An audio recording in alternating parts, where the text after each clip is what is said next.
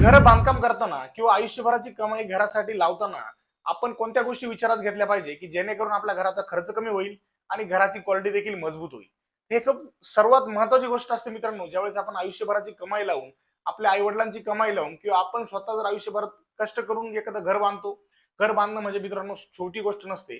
पण ज्यावेळेस आपण आपल्या घराचं बांधकाम करण्यासाठी काढतो तर त्यावेळेस आपण कोणत्या अशा गोष्टी केल्या पाहिजे की जेणेकरून आपला अवास्तव खर्च कमी होईल, चांगल्या क्वालिटीचं घर आपण बांधू शकता किंवा आपल्याला भविष्यात पुढे जाऊन मनस्ताप होणार नाही. तर मित्रांनो, हा व्हिडिओ अतिशय सुंदर होणार आहे की तुम्हाला मी या व्हिडिओमध्ये अशा काही गोष्टी सांगणार आहे की ज्यामुळे तुमच्या घराचा खर्च कमी होणार आहे, तुमचा मनस्ताप या ठिकाणी वाचणार आहे आणि चांगल्या क्वालिटीचं घर तुम्ही त्यामध्ये बांधू शकता. चला तर मित्रांनो, आजच्या या व्हिडिओला सुरुवात करूया. मित्रांनो, बऱ्याच वेळेस काय होतं, आपण घराचं बांधकाम ज्यावेळेस आपल्याला चालू करायचं असतं तेव्हा सर्वात मोठा प्रश्न असतो आपल्या समोर की आपल्या या घरासाठी खर्च किती येणार. बऱ्याच वेळेस काय करतात किंवा बरेचसे माझ्याकडे अजून पण मला खूप सारे मेसेज आणि कॉल्स येतात की ते म्हणतात की आम्ही आमच्या घराचं काम चालू केलं. म्हणजे बरेचसे लोक असे असतात की ज्यांनी एखाद्या नातेवाईकाच्या सांगण्यावरून किंवा एखाद्या कॉन्ट्रॅक्टर ओळखीतला आहे त्याच्या सांगण्यावरून त्यांच्या घराचं काम चालू केलं. पण त्यावेळेस घराचं काम फिनिश होईपर्यंत त्यांचं जे बजेट होतं त्या बजेटपेक्षा खूप जास्त प्रमाणात त्यांचे पैसे खर्च झाले किंवा बऱ्याचशा लोकांचे बांधकामच्या अर्ध्या स्टेजलाच पैसे संपले. तर हे का होतं हे मी तुम्हाला आजच्या या व्हिडिओमध्ये सांगणार आहे. मित्रांनो, जेव्हा आपण एखाद्या रिलेटिव्हनी एखादा बंगला बांधलेला असतो, म्हणजे आपण बघतो आपल्या आजूबाजूला किंवा आपल्या भाऊबंधांमध्ये किंवा आपल्या नातेवाईकांमध्ये कुणी एखादा बंगला बांधलेला असतो, आपल्याला पण तसाच बंगला बांधायचा असतो. तो बंगला कसा आहे, त्यामध्ये वास्तुशास्त्राप्रमाणे बांधला आहे का किंवा त्यामध्ये किती रूम्स आहे हे आपल्याला जास्त माहित नसतं. आपण काय करतो, तो बंगला आपल्याला त्याचं इलिव्हेशन किंवा 3D व्ह्यू आपल्याला आवडतो म्हणून आपण काय करतो, तोच बंगला बांधायला घेतो. पण बऱ्याच वेळेस काय होतं, त्या बंगल्यासाठी लागणारा खर्च आणि त्या माणसांनी त्यावेळेस केलेला खर्च यामध्ये नक्कीच तफावत असते. जर तुम्हाला तुमचं घर बांधायचं आहे तर सर्वात महत्वाचं म्हणजे त्या घरासाठी खर्च किती येणार याचा अंदाज तुम्ही घेतला पाहिजे. म्हणजे जर तुम्हाला 1000 स्क्वेअर फीटचं घर बांधायचं आहे किंवा 1100 स्क्वेअर फीटचं, म्हणजे आपण साधारणतः एक आपल्या अंडरस्टँडिंग साठी आपण एक 2 BHK या ठिकाणी रेफरन्स घेणार आहोत. हा प्लॅन तुम्ही बघू शकता. जर आपल्याला हे घर याचा प्लॅन आणि हा 3D जर बांधायचा असेल तर आपल्याला किती खर्च येणार हे आपण आधीच अंदाज घेतला पाहिजे. साधारणतः 1400-1500 पर स्क्वेअर फीटने खर्च येतो जर आपण स्वतः बांधकाम केलं किंवा आपण जर स्वतः मटेरियल परचेस केलं आणि चांगल्या कॉन्ट्रॅक्टरला लेबर रेटने दिलं तर खर्च येतो. साधारणतः 1500-1600 रुपये ते 1700-1800 या ठिकाणी जर तुम्ही एखाद्या कॉन्ट्रॅक्टरला, एखाद्या इंजिनियरला विथ मटेरियल काम दिलं तर हा खर्च येतो. पण जर पुन्हा आपल्या टॉपिक कडे परत येऊ, जर 15 लाखात आपल्याला जर चांगलं घर बांधायचं आहे तर आपण काय केलं पाहिजे, कोणत्या गोष्टींवरती खर्च कमी केला पाहिजे ते जाणून घेऊ. सर्वात महत्वाचं म्हणजे ज्यावेळेस आपण मटेरियल स्वतः देतो आणि एखाद्या कॉन्ट्रॅक्टरला लेबर रेटने काम देतो, त्या केसमध्ये जर आपण सुरुवातीला सर्व मटेरियल जर आपण सोबत परचेस केलं, म्हणजे जर तुम्हाला एखाद्या ठिकाणी जर वाळू चांगली मिळाली, 4000 4500 ब्रासने जर वाळू मिळाली तर तुम्ही ती त्या ठिकाणी त्यावेळेसच घेऊन ठेवा. चांगली वाळू स्टॉक करून ठेवा, म्हणजे जेणेकरून तुम्हाला नंतर महागाई झाल्यानंतर किंवा वाळूचे भाव वाढल्यानंतर जास्त पैसे देऊन वाळू घ्यावी लागणार नाही. तसेच विटांसाठी देखील जर विटांचा रेट दिवसेंदिवस वाढत आहे, जर तुम्हाला तुमच्या भागामध्ये जर कुठे वीटभट्टी असेल किंवा एखाद्या चांगल्या माणसाकडनं चांगल्या विटा कमी रेटने मिळत असेल तर त्या तुम्ही स्टॉक करून ठेवा. त्याचप्रमाणे स्टीलचे रेट देखील आता जागतिक महागाई वाढत आहे किंवा जे इराण इस्रायल युद्धामुळे एक जागतिक बाजारपेठेवर एक या ठिकाणी मोठा भार निर्माण झालेला आहे. त्यामुळे या ठिकाणी स्टील असेल, सिमेंट असेल, टाईल असेल याचे रेट दिवसेंदिवस वाढत आहेत. जर तुम्हाला जुन्या रेटने जर या ठिकाणी कुठे स्टील मिळालं, सिमेंट मिळालं तर तुम्ही नक्कीच स्टॉक करून ठेवा, जेणेकरून तुमचा नक्कीच फायदा होणार आहे. तर त्यानंतर मित्रांनो हे झालं बिल्डिंग मटेरियल. तर त्यानंतर मित्रांनो, जेव्हा आपण आपल्या घराचा आपल्याला प्लॅन फायनल करायचा असतो किंवा आपण एखाद्याचा प्लॅन ऍज इट इज म्हणतो मला असाच बांधायचा आहे, तर त्या केसमध्ये आम्ही आधी तो प्लॅन तुम्ही 2D प्लॅन त्याचा फायनल केला पाहिजे. तो प्लॅन तुमच्याकडे पाहिजे, तो किती स्क्वेअर फीटचा आहे, त्याचे स्क्वेअर फीट फायनल किती होणार हे तुम्हाला आधीच समजलं पाहिजे. म्हणजे बऱ्याच वेळेस काय होतं मित्रांनो, लोक घराचं काम चालू करतात, नंतर त्यांना 1000 ते 1100 स्क्वेअर फीटचं घर बांधायचं असतं, पण जेव्हा ते घर फायनल होतं तर ते त्याचा एरिया वाढलेला असतो. तर हे का होतं मित्रांनो, मी वारंवार सांगतो, जेव्हा आपल्याला घर बांधायचं असतं, आपल्याला बांधकाम करायचं असतं, तर तेव्हा आपल्या एक्सपेक्टेशन्स आधीच क्लिअर पाहिजे, आपला प्लॅन आधी फायनल पाहिजे, आपले स्क्वेअर फीट किती होणार हे आपल्याला आधीच माहित पाहिजे असतं. त्यानंतर मित्रांनो, जेव्हा आपण एखाद्या नातेवाईकाचा प्लॅन कॉपी करायचा म्हणतो किंवा त्याची डायरेक्शन आपल्याला माहित नसते, तसंच आपण बंगला आपल्याकडे बांधायचा म्हणतो, तर त्यांनी त्यांच्या ऍडजस्टमेंट प्रमाणे बांधलेला असतो, त्यांच्या घरातल्या फॅमिली मेंबरच्या हिशोबाने बांधलेला असतो, त्यांच्या बजेटच्या हिशोबाने बांधला असतो. तुम्हाला जर तुमचं घर बांधायचंय तर तुम्ही तुमचा प्लॅन स्वतः फायनल करा. आधी प्लॅन फायनल करा, त्यानंतर त्याचा 3D व्ह्यू देखील फायनल करा. म्हणजे काय होईल की तुम्ही तुमचं घर कसं आहे बांधल्यानंतर तुमचं घर कसं दिसणार आहे हे तुम्हाला आधीच क्लिअर होईल. त्यामुळे या ठिकाणी त्याच्या फिनिशिंग मध्ये कोणत्या गोष्टी असणार आहेत किंवा त्याचं इलिव्हेशन कसं असणार हे तुम्हाला आधीच माहीत पडणार आहे. तर मित्रांनो, चांगला इंजिनियर, एक चांगला आर्किटेक्ट किंवा ज्याला वास्तुशास्त्राचं नॉलेज आहे, ज्याला प्लॅन कसा बनवायचा, एक कमी खर्चातला प्लॅन किंवा चांगला प्लॅन, कुठेही जास्त प्रमाणात फॅन्सी प्लॅन न बनवता एक चांगला दिखाऊ आणि एक चांगला अट्रॅक्टिव्ह प्लॅन कसा बनवायचा ज्याला माहित आहे, अशा इंजिनियर कडनंच प्लॅन बनवून घ्या. म्हणजे तुमचा प्लॅन ज्यावेळेस फायनल होतो तेव्हा तुमच्या बऱ्याचशा गोष्टी क्लिअर झालेल्या असतात. त्यानंतर मित्रांनो, ज्यावेळेस आपण एखाद्या कॉन्ट्रॅक्टरला काम देतो, तर त्या कॉन्ट्रॅक्टरनी 4 कामं कुठे केले आहेत का ते तुम्ही स्वतः जाऊन बघा, किंवा ज्या मालकांचे त्यांनी काम केलंय त्या मालकांसोबत त्यांना भेटा, त्यांना विचारा तुमचं काम किती दिवसात पूर्ण झालं, सुरुवातीला तुमचं काम जेवढ्या रेटने ठरलं होतं फायनल पण त्याच रेटने झालं का, त्याला पैसे देताना कोणत्या टप्प्यावर पैसे दिले तुम्हाला, त्याने मध्ये त्यानंतर त्याने तुम्हाला चांगल्या क्वालिटीचं मटेरियल वापरलं का, त्यांनी त्याच्यासोबत केलेलं अग्रीमेंट एकदा बघून घ्या. जर तुम्ही विथ मटेरियल एखाद्या इंजिनियरला किंवा आर्किटेक्टला काम देणार असाल तर. जर तुम्ही स्वतः मटेरियल देणार असाल तर चांगला मिस्त्री बघा, चांगला लेबर रेट कॉन्ट्रॅक्टर बघा ज्याच्याकडे चांगल्या क्वालिटीचे मिस्त्री आहेत, की जे कमी वेळेत काम करून देतात, चांगल्या क्वालिटीची फिनिशिंग देतात, की जे वेळेवर कामं येतात. किंवा बऱ्याच वेळेस मित्रांनो असं होतं, बरेचसे कॉन्ट्रॅक्टर्स काय करतात, सुरुवातीला कामं मिळवण्याच्या नादामध्ये खूप सारे कामं धरून ठेवतात, खूप सारे कामं त्यांच्याकडनं घेतात, त्यानंतर वेळेत कामं पूर्ण होत नाही. एकदा ह्या कामावर, एक दिवस ह्या कामावर, त्यामुळे आपलं काम कंटिन्यू वेळेत होत नाही. त्यामुळे बांधकामाचा खर्च वाढण्याचे सर्वात मोठं आणि महत्वाचं कारण म्हणजे कामासाठी लागणारा वेळ. मित्रांनो, जेव्हा बांधकाम जास्त दिवस लांबतं, आपला जेवढं जास्त दिवस लांबेल तेवढा तुमचा खर्च वाढणार आहे, तेवढं तुम्हाला जास्त पाणी या ठिकाणी मारावं लागणार आहे, तुम्हाला जे मटेरियल आहे ते जास्त दिवस सांभाळावं लागणार आहे.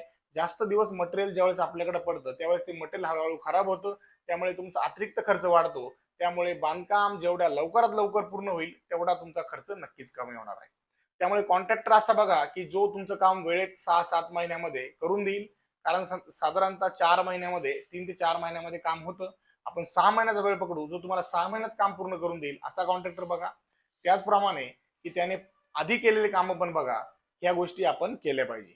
मी पुन्हा सांगतो, तुमच्याकडे जर वेळ असेल, तुम्हाला जर तुमचं स्वतःचं घर बांधायचं असेल आणि जर तुम्हाला तो एक्सपिरियन्स तुमच्या आयुष्यात एकदा घ्यायचा असेल तर तुम्ही नक्कीच मटेरियल स्वतः परचेस करा. म्हणजे बिल्डिंग मटेरियल स्वतः परचेस करा. त्यामध्ये सिमेंट, वाळू, खडी, विटा, टाईल्स सगळ्या गोष्टी तुम्ही स्वतः परचेस करा. त्यामुळे त्याची क्वालिटी तुमच्या हातात असणार आहे, मटेरियलवरती तुमचा कंट्रोल असणार आहे. आणि चांगला लेबर कॉन्ट्रॅक्टर बघा ज्याच्याकडे चांगले बांधकाम मिस्त्री आहेत, त्याच्याकडे चांगले सेंटरिंग कामगार आहेत, त्याच्याकडे चांगलं सेंटरिंग मटेरियल आहे, असा माणूस बघा आणि चांगल्या क्वालिटीचं घर तुम्ही तुमच्या हाताने बांधा. दुसरी अजून एक गोष्ट, जर तुमच्याकडे वेळ नसेल, तुम्ही एखाद्या शहरात काम करत असाल किंवा तुम्हाला तुमच्या मूळ गावी जर घर बांधत असेल आणि तुम्ही त्या ठिकाणी वेळ देऊ शकत नसाल, त्या केसमध्ये चांगला कॉन्ट्रॅक्टर बघा, चांगला विथ मटेरियल कॉन्ट्रॅक्टर बघा, ज्याने चांगले कामं केले आहेत, प्रामाणिकपणे कामं केली आहेत, त्याच्यासोबत चांगलं अग्रीमेंट करा. अग्रीमेंट मध्ये लिहून घ्या कोणत्या क्वालिटीचं सिमेंट तो वापरणार आहे, कोणत्या टाईल्स तो वापरणार आहे, कोणत्या क्वालिटीचं प्लंबिंग मटेरियल वापरणार आहे. उदाहरणार्थ मित्रांनो, मी तुम्हाला सांगतो, जर 1000 ते 1100 स्क्वेअर फीट साठी प्लंबिंग साठी साधारणतः 60 ते 70 हजार रुपये खर्च येतो चांगल्या क्वालिटीच्या. आणि जर लो क्वालिटीचं, चालू क्वालिटीचं जर प्लंबिंग मटेरियल वापरलं तर तोच खर्च 25 ते 30 हजारामध्ये देखील त्याच क्वालिटीचं मटेरियल येतं. सेम इलेक्ट्रिक फिटिंगसाठी 50 ते 60 हजार रुपये आपल्याला चांगल्या क्वालिटीच्या इलेक्ट्रिक फिटिंगसाठी लागतात. 20 ते 25 हजारामध्ये एक लो क्वालिटीचं इलेक्ट्रिक फिटिंग देखील होते. त्यामुळे सिमेंट कोणतं वापरणार आहे, सगळ्या गोष्टी चांगल्या पद्धतीच्या वापरणार आहे हे लिहून घ्या. त्याच्यावर विश्वास असेल तर त्या माणसाला काम द्या. कारण समाजामध्ये, मार्केटमध्ये आज पण असे चांगले इंजिनियर्स, चांगले कॉन्ट्रॅक्टर्स आहेत की जे ज्या गोष्टी कमिट केल्या, ज्या गोष्टी लिहून दिल्या त्या गोष्टीच वापरतात. असे पण लोक आहेत मित्रांनो की ज्यांनी या ठिकाणी मालकांना फसवलंय, या ठिकाणी शुद्ध फसवलंय. लोकल क्वालिटीचं मटेरियल वापरलं, त्यानंतर त्यांची इलेक्ट्रिक फिटिंग जळाली, प्लंबिंग या ठिकाणी लिकेज झाले, बऱ्याचशा गोष्टी प्रॉब्लेम्स आले, बिल्डिंगला क्रॅक्स गेले, अशा खूप साऱ्या गोष्टी झाल्या आहेत मित्रांनो. त्यामुळे बांधकाम करताना चांगल्या माणसाला काम द्या, थोडे दिवस जाऊ द्या, चांगल्या क्वालिटीचा इंजिनियर बघा, नक्कीच नंतरच काम करा. मित्रांनो, अशा छोट्या छोट्या गोष्टी करून तुम्ही नक्कीच तुमचा खर्च वाचू शकता. बांधकाम हे खूप महत्वाचं असतं मित्रांनो. आणि मी पुन्हा एकदा सांगतो, ज्यावेळेस बांधकाम चालू होतं तर आपल्याला बांधकामामध्ये काय असतं, सर्वसामान्य नागरिक असतो आपण, काय असतो, आपल्याला घर बांधायचं, आपल्याला त्यामध्ये जास्त नॉलेज नसतं. तर आपण काय करतो, एखाद्या नातेवाईकाला काम देतो. बऱ्याचशा वेळेस लोक एक चूक करतात जी मी आवर्जून या व्हिडिओमध्ये सांगेल. आपला नातेवाईक असतो, त्याच्यामधला कोणीतरी एखादा कॉन्ट्रॅक्टर असतो, कोणीतरी एखादा सिव्हिल इंजिनियर असतो. आपण त्याला बघतो, बाबा हा माझा नातेवाईक आहे, हा माझा पाहुणा आहे, हा माझा मला फसवणार नाही. तर मित्रांनो, व्यवहारामध्ये कधीही नाते गोते बघू नका. व्यवहाराच्या ठिकाणी ठेवा. बऱ्याच वेळेस काय झालेलं आहे, माझ्याकडे खूप साऱ्या अशा केसेस आलेल्या आहेत की त्यांनी नातेवाईकातल्या इंजिनियरला काम दिलं, नातेमधल्या एखाद्या कॉन्ट्रॅक्टरला काम दिलं. त्यांनी चांगल्या क्वालिटीचं मटेरियल वापरलं नाही, चांगल्या क्वालिटीच्या टाईल्स वापरल्या नाही, काम 2-2 वर्ष रखडलं गेलं. काम रखडलं, मालकाचा खर्च वाढला, मालकाचं बजेट संपलं, मालकाला परत या ठिकाणी लोन काढावं लागलं, त्यानंतर ते काम पूर्ण झालं. त्यामुळे नात्यागोत्याच्या ह्याच्यात पडू नका. चांगला कॉन्ट्रॅक्टर व्यवहाराच्या ठिकाणी व्यवहार करा, चांगला व्यावहारिक माणूस बघा आणि त्यालाच काम द्या. वारंवार मी या गोष्टी का सांगतो मित्रांनो, कारण घर बांधणं काही ज्यांच्याकडे पैसा आहे त्यांच्यासाठी नवीन गोष्ट नाही मित्रांनो. ज्यांच्याकडे कमी पैसा आहे, ज्यांच्याकडे लिमिटेड या ठिकाणी पैसा आहे, त्यांना त्याच्यामध्ये त्यांच्या राहण्याची व्यवस्था त्यांना करायची आहे, त्यांना त्यांच्यामध्ये स्वतःचं हक्काचं घर बांधायचंय, अशा लोकांसाठी नक्कीच या गोष्टी फायद्याच्या ठरणार आहे. कारण या सगळ्या गोष्टी मी अनुभवातून सांगतो. मी 10-15 वर्षाच्या एक्सपिरियन्स मधनं या गोष्टी मी तुम्हाला सांगतोय मित्रांनो. या जनरली तुम्हाला कुठेही कोणी सांगणार नाही. या सांगण्याचा उद्देश हा एकच आहे की अशा गोष्टींमध्ये आपण कुठेही फसता कामा नये. कारण ही अशी गोष्ट नाही की समजा बांधकामात एखादी गोष्ट आपण फसलो किंवा एखादी गोष्ट समजा त्या ठिकाणी एखादी गोष्ट केलीच नाही तर ती तुम्हाला बांधकाम पाडून पूर्ण करता येणार नाही. किंवा ती अशी गोष्ट नाही की ती या ठिकाणी कंट्रोल झेड करता येईल किंवा ती पाडून परत बांधता येईल. त्यामुळे बांधताना प्रत्येक टप्प्यावर चांगल्या क्वालिटीचं घर बांधा, चांगले माणसांना काम द्या, हे मी वारंवार सांगतो. आणि इंजिनियर चांगला नेमा. एक शेवटची गोष्ट, एक असा इंजिनियर नेमा की ज्याच्याकडे नॉलेज आहे, जो वेळ देऊ शकतो, ज्याला सगळ्या गोष्टी माहीत आहे, तुमच्या स्ट्रक्चरल ड्रॉइंग प्रमाणे किंवा प्लॅन प्रमाणे, इलेव्हेशन प्रमाणे ज्याला काम करून घेता येईल. या ठिकाणी बऱ्याचशा गोष्टी असतात मित्रांनो, बरेचसे कॉन्ट्रॅक्टर सील बँड देत नाहीत, लिंटेल बीम देखील टाकत नाहीत, डायरेक्ट काम करतात.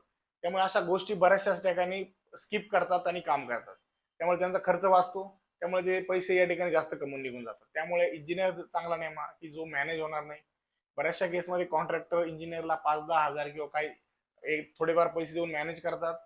ओनरला वाटतं आपला इंजिनियर या ठिकाणी बघतो आहे, कॉन्ट्रॅक्टरला माहिती आहे इंजिनियर मी मॅनेज केलेला आहे. त्यामुळे अशा गोष्टी करू नका. या गोष्टी तुम्हाला कुठेच कोणी सांगणार नाही. त्यामुळे काम करताना थोडं जातीने लक्ष द्या, चांगल्या माणसांना काम द्या, प्रामाणिक माणसांना काम द्या आणि आपल्या घराचं काम करा. तर मित्रांनो, हाच एक प्रामाणिक प्रयत्न होता की तुम्हाला तुमच्या घराच्या बांधकामासाठी तुम्ही काय करू शकता, खर्च कसा कमी करू शकता, चांगल्या क्वालिटीचं घर कसं बांधू शकता हे सांगण्याचा.